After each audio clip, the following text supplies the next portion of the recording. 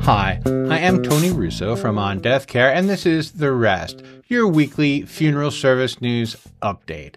We have got plenty of stuff to get to this week. I know this is coming out a little late, where there was some, I don't want to call it breaking news, but there was some information that came out over the weekend that I was trying to develop, and I decided to wait till Tuesday morning to record this. So I'm recording this maybe an hour or so before you see it, because there's been a little bit of a kerfuffle in the National Funeral Directors Association election, and I'm still working on that story, but I would like to give you an update and to give you a sense of what at least appears to be going on. And of course, there's plenty more this week. We have the Earth funeral moving to Maryland. We have a couple of bad actors getting their comeuppance, and some questions about how cemeteries can, should, and ought to be run. And we'll get into all of that right after this.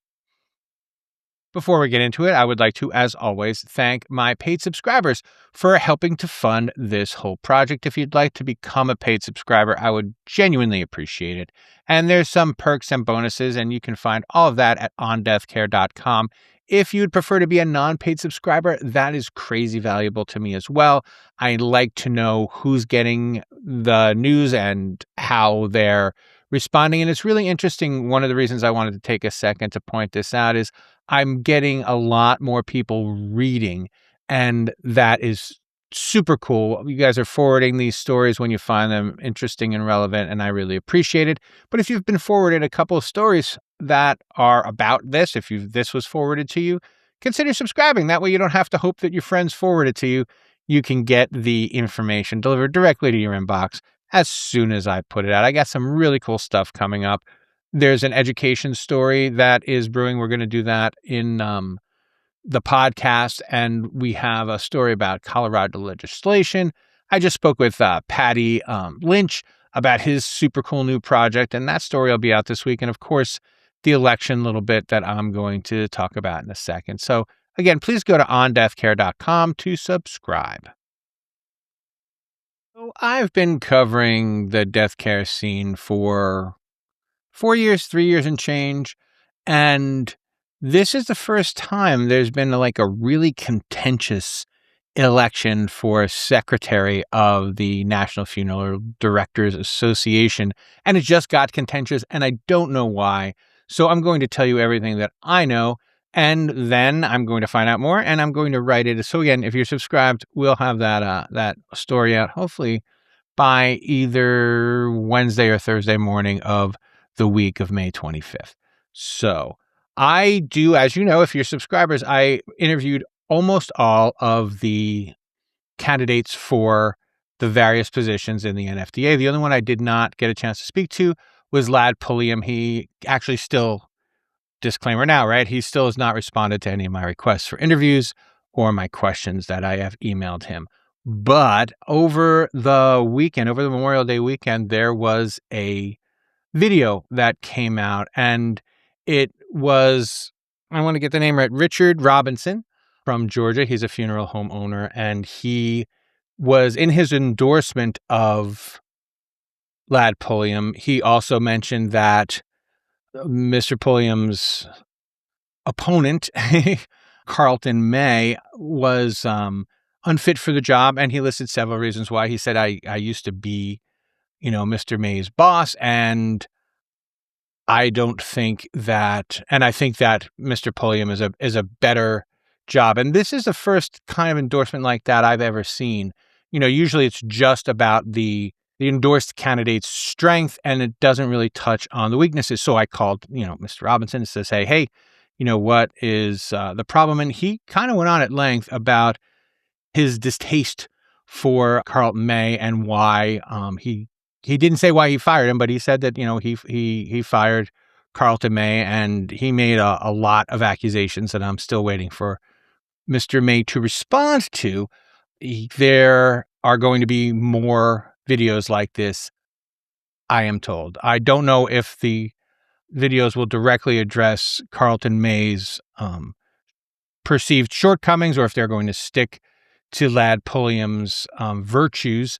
But that is the rumor is not the rumor. What Mr. Robinson told me was that there are a lot of funeral directors in Georgia that don't like the idea of Carlton May eventually ascending to the presidency of the NFDA, which is, of course, what happens when you become secretary. You're on the road to presidency, and that's not something that's easily thwarted, I guess. But in addition to, Mr. Robinson's charges that Carlton May would be a really bad president, there were also accusations against Mr. May that that his supporters had charged Mr. Pulliam with racism on a social media page. I have not seen those. They apparently have been taken down. And again, we're working on finding out what's actually going on. But what was really interesting was the National Funeral Directors Association has taken down all of its election pages. And I guess it could be a coincidence. Again, I'm waiting for a response for them. I feel like they'll probably just send out a press release addressing it to everybody at the same time. But this is something that it's so funny because last week I said, please, let's try to be grown-ups as election season occurred. And I was just talking about the regular election. I wasn't talking about, having the first contentious, vile, vicious NFDA election in history. Well, not in history, in my history, in the last 3 or 4 years anyway. So it'll be interesting to see. This is going to, I think, turn out to be more about class than about race. Mr. Robinson, who is black, and I'm sorry, Carlton May as a black person, and Mr. Pulliam as a white person.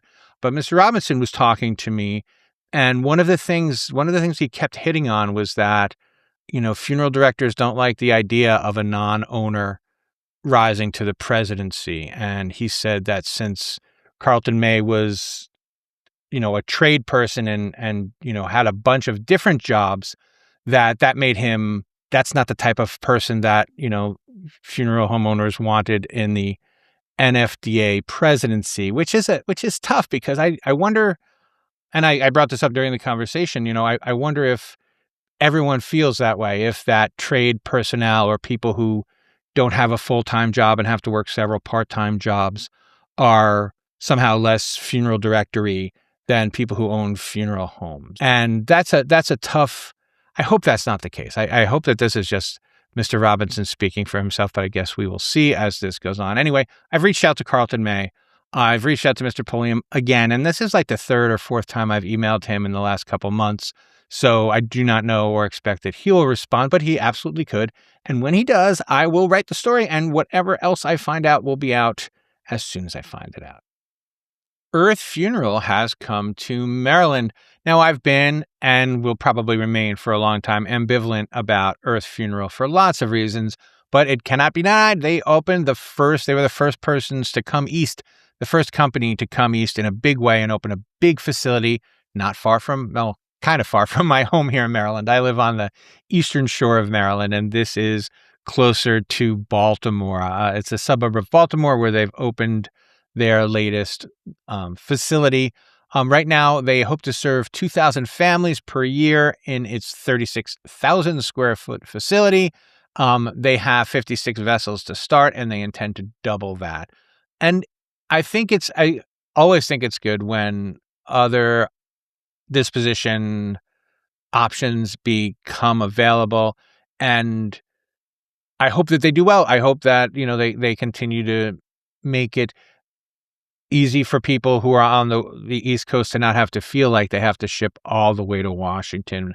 And I don't know how far away any of the other facilities are from opening. I know that there are some under development, and of course the recent addition of Greenwood's program, where they've gotten all of these vessels, has just made a real dent in the lack of ability for people who want natural organic reduction to get it done. So there's a link to my story about this in the show notes. We've been kind of following this story for a while, but Illinois lawmakers have finally passed the new regulations for crematory inspections. It's on its way to the governor's desk, where it is expected to be signed. It has been unanimous across the board, unanimous in the Senate, unanimous in the House, and for very good reason. I don't want to say that the regulations, and this is how, when people complain about being overregulated, I feel like this is how it starts to happen. The former inspection rules in Illinois had no teeth. So one of the things you had to do is you had to call a funeral home and or a crematory in this case, and say, "Hey, we'll be out next week to inspect your place. We'll be out on Thursday from 5 to 7 or between 5, like the cable man, right?"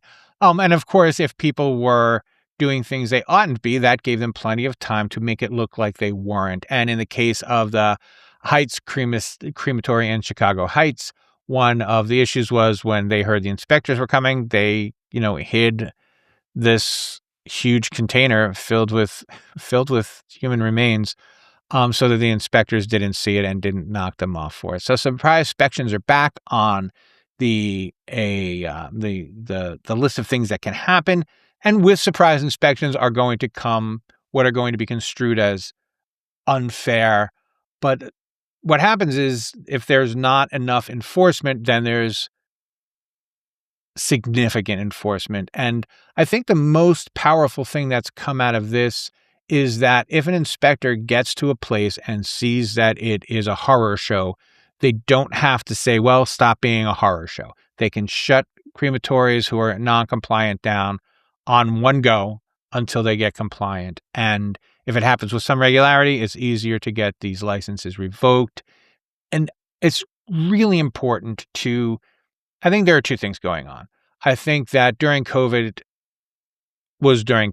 and there's no other way to say that. I think that there were a lot of places where needs must, as the English people might say, and maybe there were less than great practices in place when COVID hit, but it's been 3 years now, and it's time to make sure that all the crematories are running properly. The other thing is they have 60 days. So if you take more bodies than you can cremate in 60 days, you will be in danger of losing your license, and you should be. If you are going to take 2 months to cremate a body, 2 months to spend, whatever it is, the 8 hours, let's say, cremating a body, 3 hours, depending upon what kind of facility you have, you shouldn't be able to take any more bodies. That's not hard. This is a big responsibility that people are taking on when they decide to open crematories. And this new legislation says that if you don't live up to it, they will come for you. So good for Illinois. I hope it doesn't go long. I'm working on a story now about the new regulations in Colorado, which might have unforeseen consequences for both, for licensed funeral directors. And that'll be a written story that we'll talk about next week. But for now, there's a link to the Illinois story in the show notes. There is a fascinating and pretty detailed story from the Minnesota Star Tribune linked in the show notes that's about how some small Minnesota cemeteries are struggling to survive. And it kind of rings my bell because last week, we talked about a Japanese cemetery in California that had all of the people kind of age out and didn't have enough people to run it. In Minnesota, small cemeteries are having the same problem, but in addition to that, both small cemeteries and some church cemeteries have been underfunding their perpetual care accounts. And there's a really great kind of explanation in here that I hadn't thought of before, and it is from Dominic Pierre, who's a treasurer for the Minnesota Association of Cemeteries. And he talks about how small cemeteries and church cemeteries have smaller perpetual care funds because they expect that the families are going to do a lot of the caretaking themselves. And that was, I don't believe it's any more the practice, but that was a practice for a while, and that has underfunded a lot of these cemeteries. Many of them end up going to the towns and ask the towns to take over. And that's something that, is quite common. We report on that 2 or 3 times a year. A cemetery that a small private cemetery that asks that's run by like a cemetery group What's really interesting about this story, though, is it goes through a lot of the different seasons of the cemetery and some of the other ways that they look to make money to, selling wreaths and that kind of thing. Uh, but this isn't a problem specific to Minnesota or to the Japanese cemetery in California. This is a rising problem. And we've talked about, I'm sorry, at my former job anyway, at Funeral Service Insider, I've done a couple stories about perpetual care funds, and there's something that have to be taken a little more seriously if somebody doesn't want to get clobbered again with new fees and with new regulations about how much should and ought to be charged for perpetual care funds. In some states, it's kind of still up to the discretion of the cemetery owners or the cemetery commission, but that might be a little short-sighted. And, in the South, there have been several cemeteries, there are occasionally, it usually has to do with Black cemeteries, this idea that, well, we can build over them now because they're really just not real places anymore. And there is a racial component, certainly, but when a cemetery is completely uncared for, the impression is that if nobody cares for it, no one will miss it. And I don't know if that is, I don't know if that's what you want your slogan to be as you go through all of the motions to turn a cemetery into a shopping mall or whatever they like to do when they can get away with it. So take a look at this story, and I would love to hear from you if you are a cemeterian struggling with with perpetual care fund issues, or if you have a take on it, or if your state is doing something particularly well or particularly poorly. I would love to hear about that, and you can email me by clicking on the link and going to the show notes. And that will do us for this time.